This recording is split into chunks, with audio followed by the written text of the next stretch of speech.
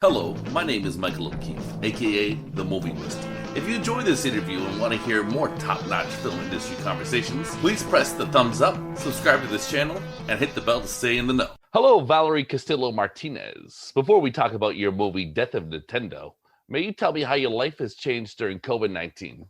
I would say COVID has kind of turned this year upside down, not just for me, but for the entire globe. Mm-hmm. Yeah, it's just a lot of navigating emotional uncertainty, I guess. Mm. And I'm just trying to, I'm trying to stay indoors, first of all. And I usually really enjoy and I'm most relaxed when I'm kind of in touch with nature. So it's been a big challenge not to be able to, to go out and mingle with people. But I am also quite introverted, so that side of me likes the solace somehow. But sometimes it's too quiet, to the point that your thoughts are overtaking you. So, Interesting. yeah. Okay. Yeah. All right, so let's shift gears to Death of Nintendo. Who do you Yeah. believe the audience is for this film? Everybody. I think it's for us, it's in the Filipino language and it's a foreign language, but I think in the wake of like Netflix and all of these like platforms that have that enable a lot of the foreign films, to be either subtitled or dubbed, like it's just an opportunity for like audiences from all over the world to be able to dig into different, more, different fare or different stories. And the film is about kids growing up, and I feel like everybody has to go through a version of like, the growing pains of life. And so, yeah, I think, obviously there's the Filipino audience, there's like the kids who are in this age range, and then the adults who like have been through the 90s and are kind of missing that nostalgia of that time. But eventually, I think it's for everybody. Oh yeah, definitely a lot of '90s nostalgia going on. It's called Nintendo is literally in your title, so it's gonna conjure up some images from way back when. Yeah, yeah. Cool. So I was in Berlin earlier this year, and that's when I became aware of this movie. Do you Okay. enjoy the festival circuit? Any thoughts on the Los Angeles Asian Pacific Film Festival? Yeah, I mean, obviously this year has been, a different version of, what the norm is. So Yeah. I consider LA Asian Pacific Film Festival as sort of like a family or, a homecoming of sorts, because I've had two of my shorts play there in the previous years. And so, Nice. yeah, I thought it was like like such a warm and welcoming place to have it play there to, the Asian American audiences.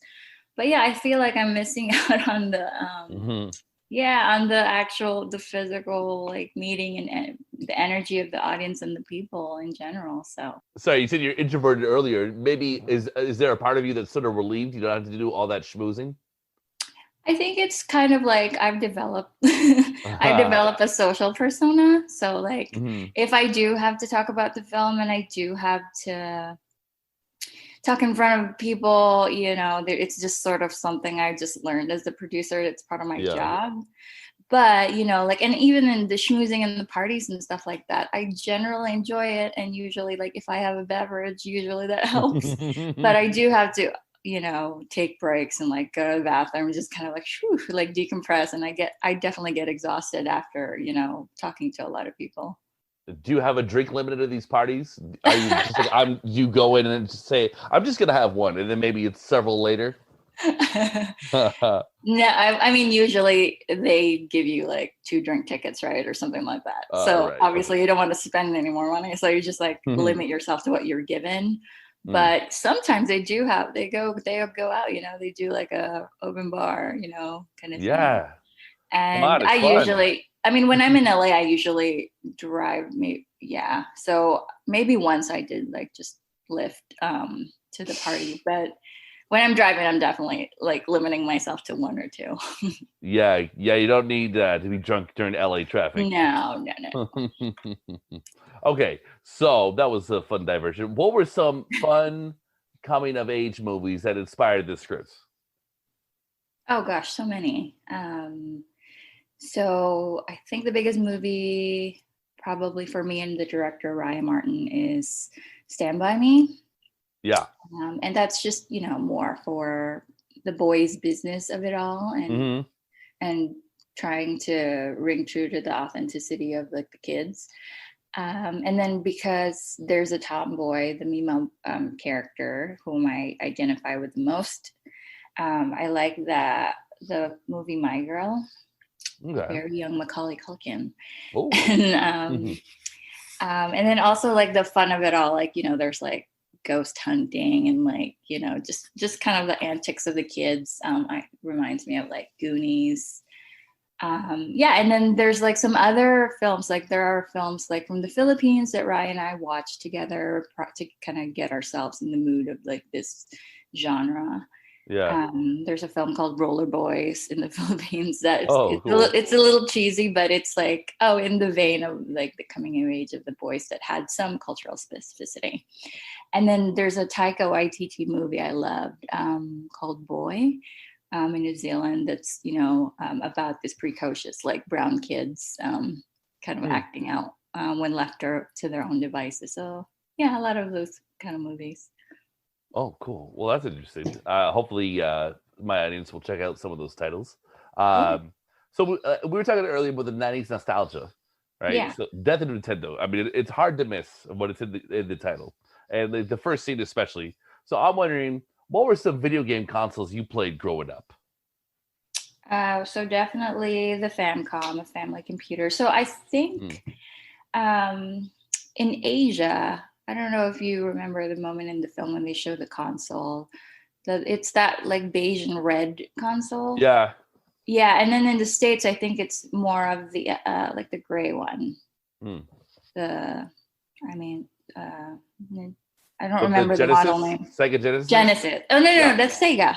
Yeah, no, so Sega, before, yeah. so I did like the Japanese version of the Nintendo, the family computer, and then it became like the grayer console. I don't remember exactly the model name, and then Sega when that came out. That was like, NES. There you go, NES. Right. Yeah, and then and then Sega came out, and then that was all of a sudden like the coolest thing, and everybody sort of like forgot Nintendo for a minute. And now Sega's done. Yeah, now Nintendo is, even Wii and that's all back. So they're coming, they never really left. It became just sort of a household name until now. Oh yeah. Yeah. For sure. All right, well that's fun. Were there games that you remember that you liked? Yeah, obviously Super Mario Brothers. Ooh. I liked like Donkey Kong, and then later on they had the fight games, right? Or maybe this was Sega actually. Yeah, I liked like the fighting games like Street Fighter, Mortal Kombat. Those nice. It became a little bit more advanced, It got a little more violent. A little bit more violent, and then and then they started integrating more accessories like they started introducing like the dance pads for certain games. God. Yeah. And you could do the like Dance Revolution and it all, it started becoming more like a virtual reality almost. And then once they started to do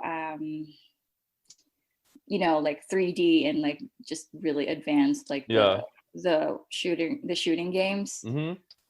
That's when I started like, okay, I think I might be too old for this. Yeah, I saw that's when I started losing interest, when it was just about like, the mission is just to kill a bunch of people. And I was like, that's innocence. Yeah, it's kind of like, why can't I just play Frogger, right? My mission is just across the street. Yeah, it's still life or death. I mean, yeah.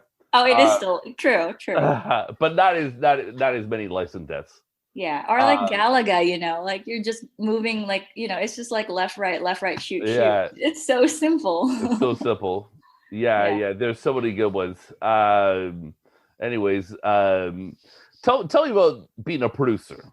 So you're a writer and a producer. Tell me about the challenges and rewards of producing this particular project. Yeah, I mean, I guess the writer and the producer are constantly fighting in my head, so it's a little bit of a Jekyll and Hyde situation. Yeah, so I mean, the writer just wants to explore and wants to like do the most vivid and creative ways of telling the story. And then the producer side, the creative producer side is always just say, let's keep this within the budget. Let's kind of limit this, set piece into just this versus that. So they're not always in agreement, but in the joint mission to get the film made, I think the writer defers to the producer. And so the producer in me is just like really kind of, I just have to keep my eye on the ball kind of thing. So whether it be getting the script to fit the budget and then finding the ways to finance that budget and then finding all the right players, all the right crew, and then, all the way down to like the actors, and then building the schedule, and then, doing the actual shoot, and then getting through post-production. So it's like the producer just really carried it from like the writer handed it over to the producer just like carried all the way to, I guess, to this moment. I mean, actually, the work is not done because we're still trying to find U.S. distribution at this point. But it won't stop for the life of the film. I would say maybe like 5 years down the road still. Jeez. I know. So tell me about your director. Yeah. So Raya is a friend. We grew up together in the same exact neighborhood that you saw in the film. So he's just a year younger than I am. So we attended the same elementary school together. And then oh my God. So that's part of the reason why I chose him to be the director, because he just knows all the specificity and like all the nuance in the script. No. But then when I moved to the US in 2001, he stayed in the Philippines, and then he pursued his own like filmmaking path. And he was quite successful in it. He had, I think at like age 22 or maybe younger, he had a film that played in the Cannes Film Festival that, like kind of put him on the map. And then he collaborated with some other pretty known filmmakers and made a couple more features. So that was more in like the art house space and more experimental space. So I had him in mind when I was writing the script, because my process of writing was very kind of like structured and traditional. And I thought that he would like put a lot of his, flavor in it. Not experimental, but just, like his spin, his like creative spin on it, without losing kind of like the emotionality of the script. And after grad school, I just reached out to him, and then we reconnected, and started working on this. And then the shoot was, such a fun process with him, because it's sort of like we went back to the time when we were kids, kind of like goofing around on set and all that kind of stuff. Cute. So, how long was the shoot? 24 days. Oh, wow. Yeah. Okay. To some people that's short. To some people it's okay for an indie, but it's like I think it's like the average low budget indie. Yeah. Did you feel like there was time to breathe, even though it's just 24 days? It wasn't straight, so at least we got a few days off here and there, because we were catching like certain actual moments, like in Holy Week, like that procession scene when the guys were flogging themselves, like that was an actual procession that we built our schedule around. I think the only moments we felt rushed were like we only had 2 days in the cemetery, and we had so many scenes, I guess, around the cemetery. Then there were hard scenes because there was like a dream sequence and all that kind of stuff. So yeah, certain places it felt rushed and we didn't have enough time, but certain places also, the other, it felt fine. Like we were comfortable and the actors had some time to play around with, with some scenes. Cool. So I'm a big fan of Filipino movies from the 70s. Are you really? I'm a big fan, yeah, of the Okay. weird stuff like The Blood Drinkers and Curse of the Vampires and Terror is a Man and Oh. The Big Bird Cage, The Big Dollhouse, and crazy stuff like that. Wow. The nutty I stuff. don't even know half of those titles. Which ones do you know of those titles? The first one you said. What was it? The Blood Drinkers? The Blood Drinkers? Yeah, was that it? I don't know. Yeah, I hope so. It's like a crazy vampire movie. Yeah. Okay. Tell people about 70s crazy Filipino movies by like Eddie Romero and stuff like that. Eddie Romero, yeah, he's kind of like the king of gore back in the Mm, 70s. Yeah. Yeah, I'm actually not the biggest like horror fan. Raya is. Yeah, right. Okay. Fair enough. Raya is. Mhm. Yeah, but there was, the most popular kind of anthology like there's like 12 versions of this feature film now is maybe since the 80s was called Shake Rattle and Roll. Okay, I don't know that one. Yeah, it's something that, when I was born in 83, so like maybe from like 89 to Hmm to until today, like it's part 13 now, or part every year they just come up with one. And then it's like a three kind of short stories rolled into a feature film. And then it's always like one is about, it's kind of like Lovecraft Country. It's like one is about like gore and one has like spiritual like ghost stories, and then another one would have just like a something maybe related to like tribal traditions that, maybe had like cannibalism or whatever it is. Ooh, But fun. it's like three different versions of horror. um Okay. yeah, so it's kind of like, have you heard this show Tales from the Crypt, something like Yeah, that? of course, of course. Something like that. Yeah, it's Yeah, like oh, that. But cool. I'm a huge fan of that, and I actually mentioned that in the film too. That the girls were into that show too. Oh, that's fun. Yeah, it's super fun. Um, but I think there's one film in the 70s that I recall, this like crazy scene where like um, Okay. this fridge is like eating people. Oh, bye.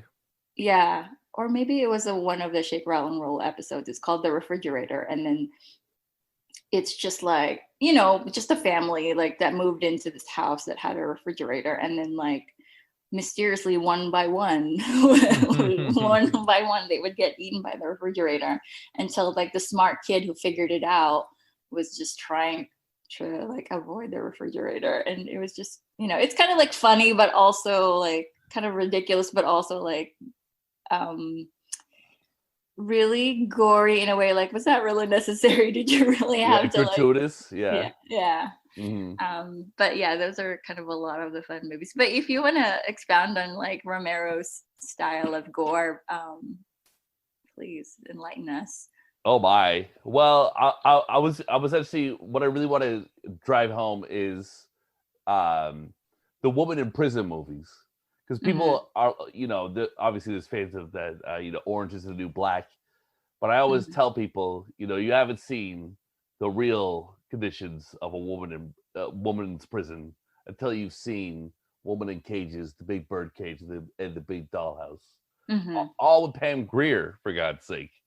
And Mm-hmm. just that level of viciousness and savagery is sort of wonderful. And Eddie Romero, Mm-hmm. yeah, I got some of his stuff. He actually, either him or his partner, uh, Jerry DeLone, did Woman in Cages. I'm not sure off the top of my head, but I have the Blood Island collection on Mm-hmm. Blu-ray. That's a good time by Eddie, and also I would just say for people who like, Mario Bava, or that sort of colorful, Yeah. strange Italian take on horror, like gothic horror.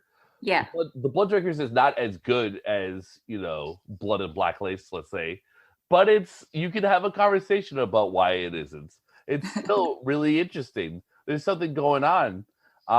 Sure, the acting's a little strange, or wooden, but there's all these cool vibes, and I like it. I mean, I'm a horror fan, so I'm more forgiving than non-horror fans are Yeah. with Yeah. this sort of material, and it's just we're talking about the Philippines and nostalgic factor, and I would just love for people to.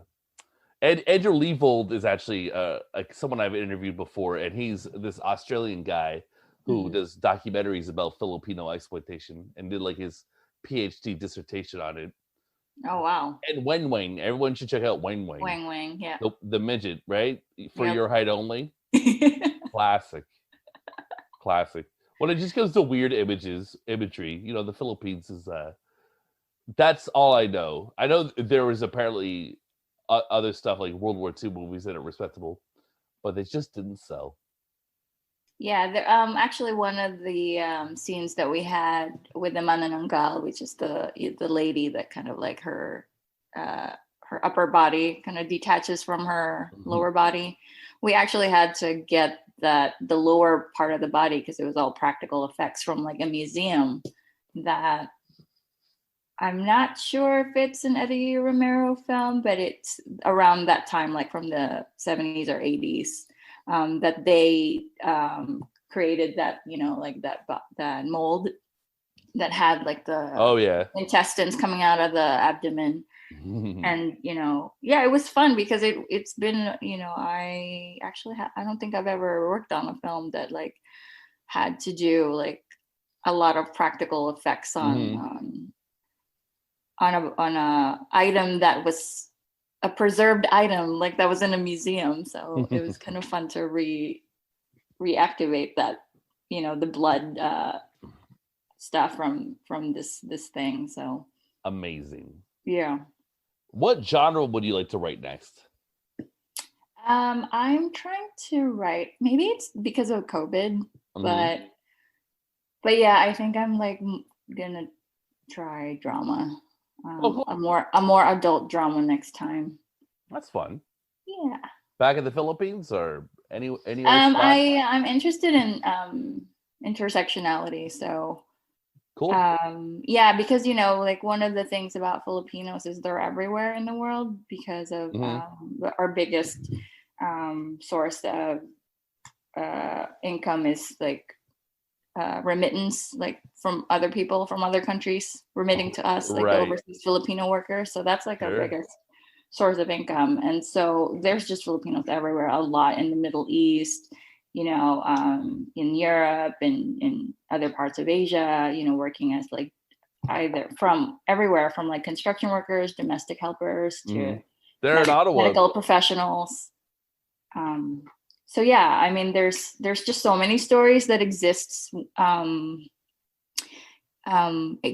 in different cultures. So I thought about this script about this flight attendant who's like she's kind of just floating through life and visiting different countries, and like life is passing by. And that sounds cool. I would definitely watch that.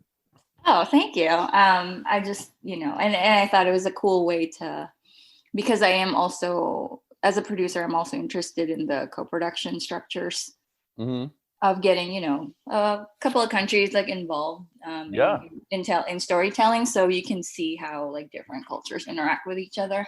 So yeah, that's I think that's the next thing I'm working on as a writer. Movies about aging are underrated. Yeah. So I look forward to that. I enjoyed your movie. Valerie, thank you for your time. Any final words on Death of the Nintendo before I let you go? Yeah, I think, like because of what we're going through, it's been a tough year. So sometimes it's just really fun to relive your childhood. So no matter if you were born in the 60s, 70s, 80s, 90s, 2000s, around this time of year, I mean, this year, it's just nice to just like appreciate your life and, you know, all these kind of like fleeting moments, these experiences they've had, or some are weird and some are good and some are not so good. But I think like, yeah, this is the time to do it and escape for a little bit. Okay, well, thank you very much. Thank you, Michael.